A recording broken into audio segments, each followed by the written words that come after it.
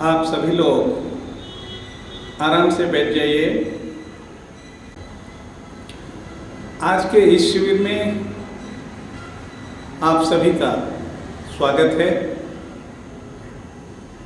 जो लोग यहाँ आध्यात्म मार्ग में प्रवेश पाने के लिए इच्छा रखते हैं, उनके लिए यह सुंदर योग है।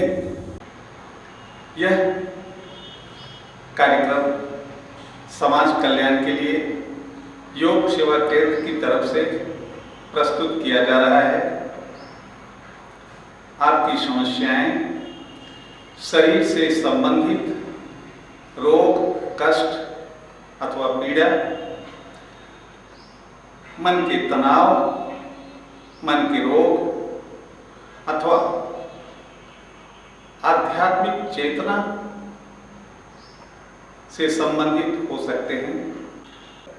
आप स्वयं अपनी समस्याओं का कारण खोज पाएंगे तथा उन्हें दूर कर सकेंगे।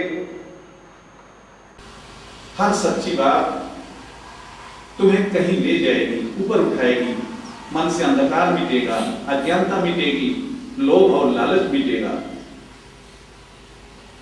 तो इस संदर्भ में आप यहाँ जो सुनते हो मेरी बात, ये बातें शरीर से संबंधित, मन से संबंधित कष्टों से, रोगों से मतलब रखती हैं। ये जो हमने परमात्मा, अध्यात्म, योग ये विषय बताया, ये सारे विषय तुम्हारे अंदर में छुपे हुए लोभ, मोह, माया, चोरी, बेईमानी इससे जुड़े हुए हैं।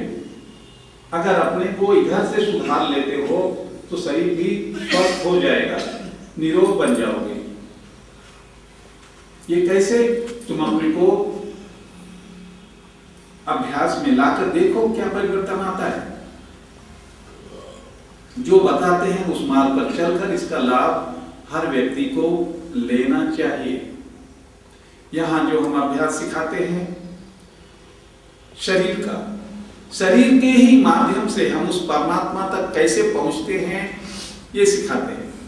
परमात्मा बाहर में कोई खोज की वस्तु नहीं है, हमारे अंदर है, किंतु हम जानते नहीं, समझ नहीं पा रहे हैं। वही समझाना मेरा काम है, वही दिखलाना मेरा धर्म है, वही मेरी शिक्षा है।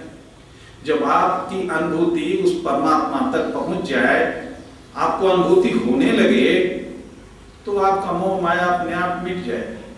आप आनंदित और सुखी हर समय रहोगे। तब ये आसन और प्राणायाम और ध्यान की भी आवश्यकता नहीं रहती।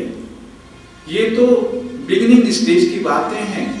जब हम कहते हैं ये आसन करो, प्राणायाम करो, ध्यान करो, एक ज्ञानी पुरुष के लिए कुछ आवश्यक नहीं है, लेकिन ज्ञान तक पहुंचने के लिए आवश्यक है। जो कुछ ज्ञान में सुना, समझा, वो इन्हीं माध्यमों से अनुभव करोगे। बिना इन क्रियाओं को जाने ज्ञान की सुनी हुई बातें अनुभव में नहीं आती। जैसे मन क्या है, आत्मा क्या है, बुद्धि क्या है, विचार क्या है, विवेक क्या है, अभी तुम्हें कुछ अनुभव नहीं है। हम उन्हीं बातों का अनुभव कराते हैं, एक एक चीज को, कि ये तुम्हारा स्थूल शरीर निर्जीव है, मन एक सूक्ष्म शक्ति है, आत्मा और बुद्धि, मन के ऊपर बुद्धि का राज्य है, ये भी स्थूल ही मानी जाती है। और इन सबके ऊपर सूक्ष्म आत्मा जो हमेशा केवल देखती है, कुछ करती नहीं। आत्मा कभी कुछ नहीं करती, कराती है और देखती है। अगर तुम्हें परमात्मा के विषय में कोई मंदिर देखना है तो हमारे उड़ीसा में आओ। उड़ीसा के मंदिर देखकर तुम समझ जाओगे कि परमात्मा क्या है। बहुत विशाल मंदिर, समुद्र के किनारे मंदिर, बहुत बड़ा, काफी बड़ा, चारों तरफ संभोग की मूर्तियां लगी हुई हैं। तुम घबरा जाओगे कि मंदिर है, यहां कोक शास्त्र पढ़ाया जाता है। चारों तरफ मंदिर के बाहर, अर्थात वह संसार है उसी संसार के बीच में लॉर्ड जगन्नाथ भगवान श्री कृष्ण विराजमान है। हमारा ये शरीर भोगों के लिए है, इसी शरीर के अंदर वह परमात्मा बैठा है। ठीक साक्षात आप दर्शन कर सकते हो परमात्मा का। कब? जब बाहर के भोगों से तुम मुक्त होगे तभी अंदर प्रवेश पाओगे। ये मंदिर देखकर समझ में आ जाएगा, ऐसी मंदिर हिंदुस्तान में नहीं पाओगे जो शिक्षा देती है आपको। हमारे धर्म का निचोड़ उस मंदिर में है। भगवान की मूर्ति क्या है? कुछ नहीं, केवल गोली गोली दो आंखें। आंखें क्या हैं? वो केवल देख सकता है, ना चल सकता है, ना कुछ कर सकता है, देखेगा केवल। या परमात्मा केवल देखता है साक्षी भाव से, कुछ करता नहीं, कराता है। सारा संसार उसके नियमों के मुताबिक चलता है, वह चलाता भी नहीं है, केवल देखता है। यह छवि देखना हो तो उड़ीसा आओ, लॉर्ड जगन्नाथ की मंदिर को देखो, जहां गरीब अमीर का कोई भेदभाव नहीं है। आप खा रहे हैं, उसी में कोई भी आके आपके भोजन में वो भी खाना शुरू कर देगा, आपको अजीब लगेगा। कहीं हिंदुस्तान में नहीं पाओगे। एक ही बर्तन से वो पीने का पदार्थ यदि दे रहा है तो 1000 आदमी को एक ही बर्तन से पिला रहा है, धोने मांजने की जरूरत नहीं। सबके साथ इतना आपसी प्यार आप कभी ना सुने होंगे, ना देखे होंगे। एक बार लॉर्ड जगन्नाथ के दरबार में पहुंचो तब समझ में आएगा ये सच्चाई। तो मंदिर ऐसी हो जहां से कुछ शिक्षा प्राप्त हो। तो इन सारी शिक्षाओं का एक उद्देश्य, तुम्हारी अज्ञानता समाप्त हो, तुम्हारे अंदर ज्ञान हो, तुम निर्बल, कमजोर, रोगी, दरिद्र, लोभी ना रहो। निर्भीक, स्वतंत्र परमात्मा शक्ति का अनुभव करो। स्वतंत्र रहकर, निर्भीक रहकर सारे आनंद का भोग करो। ये मुख्य उद्देश्य है। उसकी शिक्षा हम स्थूल रूप से शुरू करते हैं योग के अभ्यास से। यह योग का अभ्यास हमारे धर्म का एक स्तंभ है। हम अधर्म की बात हम नहीं कह रहे हैं, हम धर्म की ही बात कह रहे हैं। आपको यह आज तक नहीं पता होगा कि हिंदू धर्म योग पर खड़ा है, क्योंकि आपको अध्ययन नहीं है, ज्ञान नहीं है। मैं समझाता हूं, इन बातों को देखो, जानो कि 6 दर्शनों में यह भी एक दर्शन है, योग दर्शन। इसलिए इसको छोड़ा नहीं जा सकता। आज युग है योग दर्शन का। कभी कपिल मुनि का सांख्य योग चमका था जब भगवान कृष्ण थे। 6 दर्शन अपनी अपनी जगह पर आवश्यक है, कोई दर्शन एक दूसरे से कम नहीं है। यह दर्शन ऐसा दर्शन है, योग शास्त्र, जहां शरीर स्वस्थ रहेगी, निरोग रहेगा और परमात्मा दर्शन होगा। और जो सांख्य योग है कपिल मुनि का, वो कहते हैं ये शरीर नश्वर है, नाश होने वाला है, इसकी परवाह मत करो। दोनों में फर्क समझ लो। शरीर के बिना कौन सा परमात्मा, कौन सा ज्ञान। योग कहता है हमें शरीर पहले चाहिए, लेकिन सांख्य योग कहता है शरीर नश्वर है, इसकी परवाह मत करो, परमात्मा को देखो। यह संभव नहीं है व्यवहारिक रूप से। हम रोगी रहकर परमात्मा को नहीं समझ सकते, नहीं देखना चाहते। पहले हमें आनंदित होना चाहिए, निरोग होना चाहिए, तभी हम सुखों का भोग कर सकते हैं। इसलिए योग ज्यादा प्रचलित है और आगे भी रहेगा। आज से 30-40 वर्ष पहले हमारे गुरुजी ने एक बात कहा एडवांस में कि आज से 20 साल के बाद योग का इतना प्रचार हो जाएगा कि पूरे विश्व में हर आदमी योग को जानेगा। अब ठीक वही 20 साल के बाद आज के युग में हर आदमी योग को जानता है। उन्होंने 20 वर्ष पहले कहा था, करीब 35 साल पहले कहा था ये बात। तो मेरा जो समझाना है भाई, यहां जो आते हो ये मेरे ऊपर दया करने यदि आते हो तो कल से मत आना। हम आपके दया पर नहीं जीते, आप भी किसी के दया पर मत जियो।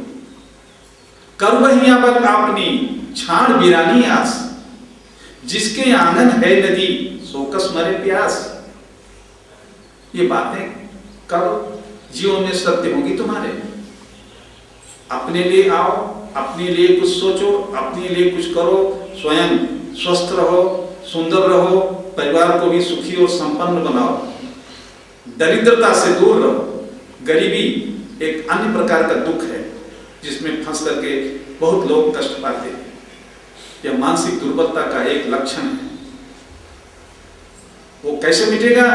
पहले मन को मजबूत करो, यहाँ के निर्देशों का पालन करो, सब मिट जाएगा अपने आप। उसका नियम है। चलो, तो बोलने वाली बातें आपको बहुत अच्छी लगती हैं कि ऐसे ही प्रवचन चलता रहे, आप सुनते रहें, लेकिन ये प्रवचन से फायदा ज्यादा नहीं होगा, केवल आपके अंदर प्रेरणा उत्पन्न होगी। अर्जुन ने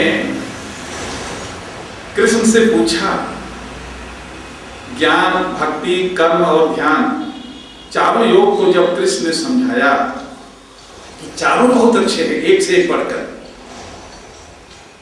तो अर्जुन दिग्भ्रमित हो गया। उसने कहा, भगवान आप बड़ी मिली जुली बात, पॉलिटिकल बात करते हो मेरे साथ, हमें साफ साफ बताओ कि मुझे क्या करना है। इस चारों अच्छे लगते हैं, हम चारों नहीं कर सकते, हमें क्या करना है वो बताओ।